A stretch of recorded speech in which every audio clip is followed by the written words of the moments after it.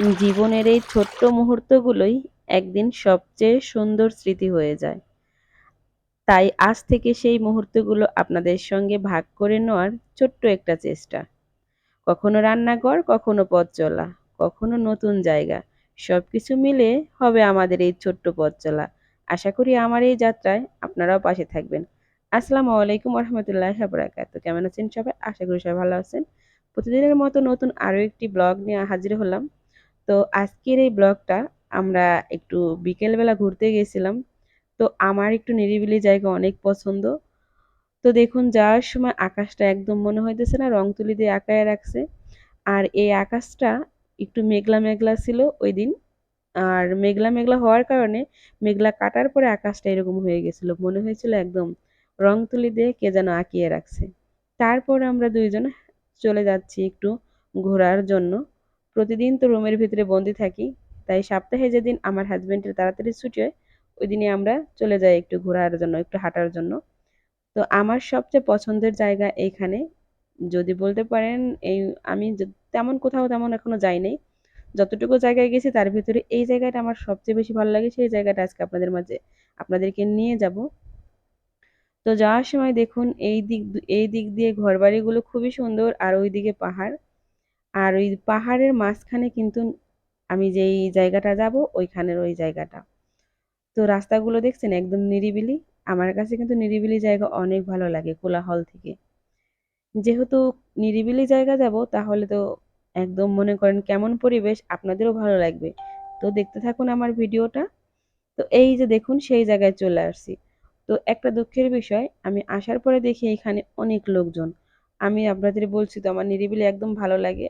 আর এসে দেখি অনেকগুলা ছেলেরা ওরাও আসছে ঘোরার জন্য। কারণ যারা এই প্রবাসে থাকে তারা চায় একটু নিরিবিলি জায়গায় নিজেদের সেই বাংলাদেশটাকে খুঁজে পাওয়ার জন্য। তো ওমানের বুকে এক টুকরো বাংলাদেশ। আমার কাছে মনে হইতেছে এটা যেন একটা বাংলাদেশে আছি এখন আমি। তো এইখানে ছেলেরা যখন আসছে তখন আমি অনেকক্ষণ দূরে বসে বসে আমরা অপেক্ষা করছিলাম। যখন ওরা অন্যদিক গেছে আমার হাজবেন্ডও তাদের সাথে যায় মানে গল্প করতে গেছে। তো এই ফাঁকে আমি একা একা চলে আসছি ভিডিও করার জন্য। এখানে এখন কেউ নাই আমি একা। তো দেখুন কি সুন্দর দৃশ্য পানি মাঝখানে পাথর এটা মনে হচ্ছে না অনেকটা সিলেটের সেই আহ সাদা পাথরের মতো একদম দেখুন পানিগুলো ঝর্ণার মতো করে ওদিক থেকে আসতেছে। এই জায়গায় সবাই দেখার জন্য আসে আর দেশের সেই ফিলটা নেওয়ার জন্য। এখানে একদম সবুজ সবুজ ঘাস এদেশে তেমন একটা গাছ থাকে না মরে যায় এখানে পানির জন্য এই ঘাসগুলো বেঁচে আছে। তো দেখুন একদম ঝর্ণার মতো পানিগুলো নামছে দেখতে। তো মাশাআল্লাহ আমার কাছে অনেক ভালো লাগতেছে। তো আমি আর মানে আমার এই পানির ভিতরে নামার জন্য একদম মনটা উথালা হয়ে গেছে। এতক্ষণ অনেক কষ্ট করে বসেছিলাম। এখন যেই ওরা গেছে আমি অমনি পানির ভিতরে নেমে গেছি। দেখুন পানির ভিতরে মানে পা ভিজানো কিন্তু আমার কাছে খুবই ভালো লাগে। আর বিশেষ করে এখানে কিন্তু কাদা নাই। এটার জন্য আমি নামছি, না হলে কখনোই নামতাম না। এখানে একদমই কাদা নাই, পাথর নিচে। তো পাথরের উপর থেকে পানিগুলো ঝরে ঝরে পড়ছে। সুন্দর একটা শব্দ। শব্দতে ঝমঝম শব্দ মনে হইতেছে যে এখানে বুঝি কোনো মানে মিউজিকের মতো পানির শব্দটা এত সুন্দর। আমরা কিন্তু মোবাইলে কি সুন্দর শব্দ পানির শব্দ খলখল করে পানি পড়ে সেই শব্দটার ফিল আমি এখানে নিতেছিলাম। আমার কাছে খুবই ভালো লাগতেছিল। আমি একবার এইদিকে একবার ওইদিকে পানির মধ্যে হাঁটাহাঁটি শুরু করছি।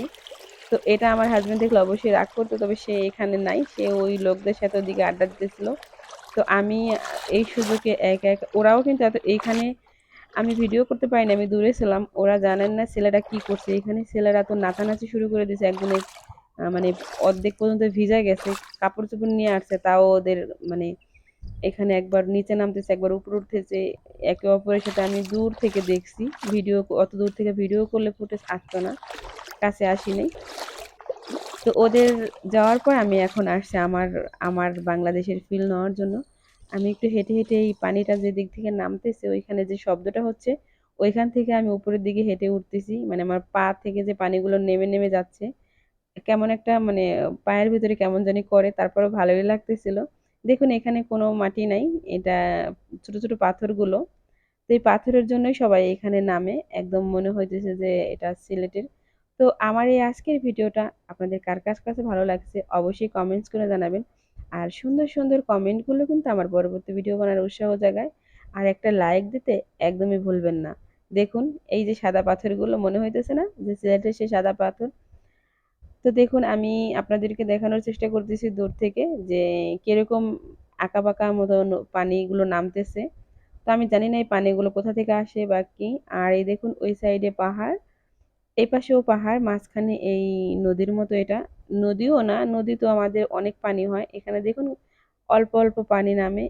এই এই সাধারণ এই জিনিসটা দেখার জন্যই বিকেলবেলা কত মানুষ এখানে আসে, এই এতটুকু এই সুন্দর জিনিস দেখার জন্য। তো আমরা বাংলাদেশকে অনেক মিস করি, আমি তো আসছি কয়েকদিন হয়েছে, যারা মানে অনেক দিন থাকে তারা তো অনেক মিস করে। এজন্যই তারা গাড়ি নিয়ে বিকেলবেলা এখানে চলে আসে, শুধু যে বাঙালিরা না আরবিরাও আসে, ওরা এসে সাইডে চা খায়। তো আজকের ভিডিওটা এখানেই শেষ করবো, আর লম্বা করবো না। সবাই ভালো থাকবেন, সুস্থ থাকবেন। আসসালামু আলাইকুম রহমতুল্লাহ বরকাত।